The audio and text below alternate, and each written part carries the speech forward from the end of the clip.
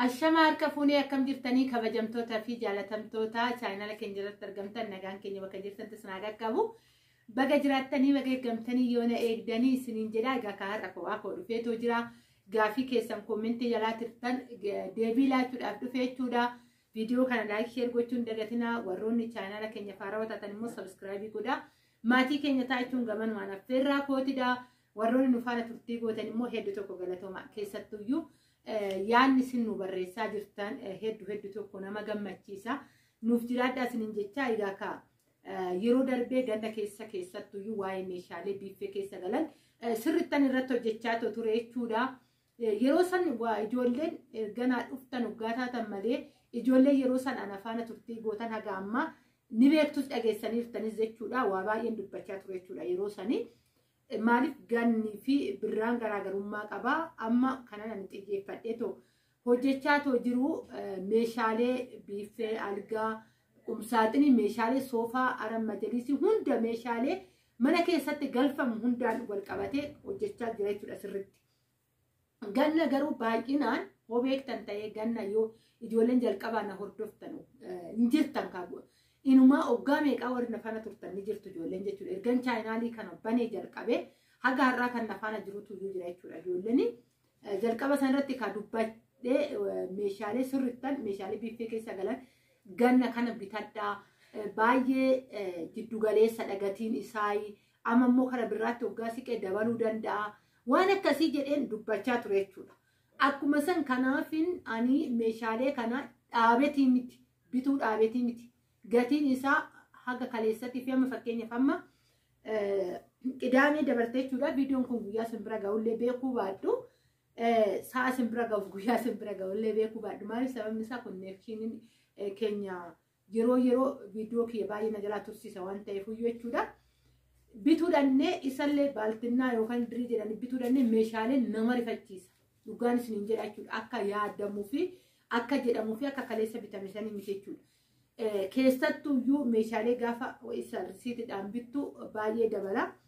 Nuuyyuu meeshaa hin binna jennee manatti reegamee baay'een dachaa nuti ta'ee deebinee galle jechuudha. Kanaaf malee dhaabetii miti meeshaalee biiffee keessa galanii nan bitaa irratti hojjechaa jira. Garuu dhugaadha ji'oota birraa kana keessa dhugumaa waa'ee isaa dubbachaa hin jiru, waa'ee isaa bitaa hin jiru. Kanan illee callee yeroo darbe ganna keessa sirrittan dubbadheetoo jira. Birraa wadda duutu danda'a. Wanta kanaa kun immoo amma namni cidhatu jira. Marsiitu jira keessattuu warroonni odoo cidhaa waliif hin godhatin wal fudhatanii galanii birraa kana keessa sirritti diggisaa jiru. Bakkuma kamittuu meeshaan sirritti bitamaa jira jechuudha. Hin hafne meeshaan biyya keenya akka meeshaan illee guddii ta'u. Wanti garuu warri wal fuudhuu hin binne keessaa jiraate taanaan namaanillee gurmaa'anii bita kan hin jenne jiraate taananii akka soofaa akka biiffee qumsaaxinii algaa minaamina kana namoonni baay'ee akka naannoti kana yoon jedhu amma naannoon keessa jiru kanaa fi naannoon itti dhaladhee garaagarummaa qaba. Warra biyya keenyatti amma algaan hin hafu biiffeen hin hafu akka arsiititti jechuudha. Garuu immoo akka naannoo kanaatti toggaa laaltuu gurmii fa'aan meeshaalee nu bitaa jedhanii walitti gurmeessan nama 4 nama 5 meeshaa tokko nu bitaa jechaa jiru. Meeshaan qaala'iinsa keessaa darbee jechuudha. Isa dhugaan isin jedhani maaliif akka ta'e hin beeku ani nama jibbisiisa. Namni garuu maal jedhaa yoo haasa'u amma indoom bira kasee jira waan akkasii ta'ee jira jedhee odeeffannoo adda addaa haasa'uu danda'ani garuu bakka meeshaan oola. Nan dabarsa bakka meeshaatti jechuudha baay'inaan. Akka jedhamu miti. Isiniin jechuun jaaladha. Kanaafuyyuu warroonni meeshaa mana keessaan dhiifteettan hin dhiisne garuu akka nama tokkotti ka amala gorsummaa tan qaba. Amala gorsummaa koo keessaa kanas ni godhuraa ta'e taalan meeshaalee bitachuu barbaadda. Fakkeenyaaf soofaa, algaa, qumsaaxinii, teebilii isaa ta'uu, tiibistaandii isaa ta'uu kana bitattanii amma yeroo kana gaarii jira. Biyyaansi gannarraa dabalee na biratti jechuudha. Qarshii 1000 takka yookaan 2000 yookaan 1500 waan akkasii dabale. Tokkoffaa maamila yeroo dheeraa wajjin hin turre ergan galee wajjimaanan hojjechaa jira jechuudha. Kanarraa kan ka'e argachaa osoo hin ta'in maamila ofirraan dhorku jechuurraa kan ka'e wajjin hojjisiisaa jechuudha.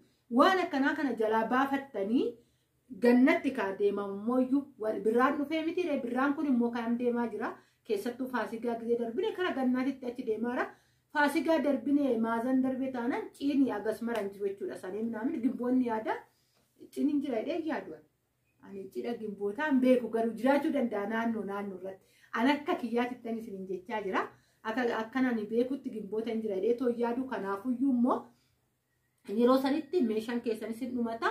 Meeshaa biiffee bitachuu dandeessanii biyaansi birriin 500 200 yoo kanarraa bu'ee nama fayyaddi. Walitti dhuftee 200 300 500 walitti dhuftee waan ta'e wayii bitti. Meeshaa taate wayii bitti. Egaa kan birriin biyya keenyatti homaa waa illee baasuu baatu birriirra kasee wanti bittu guddiillee ta'u haguma walitti dhuftu santu faayidaa qaba isiniin jechuufanii malee hojii dhiisetti miti nan hojjedhaa.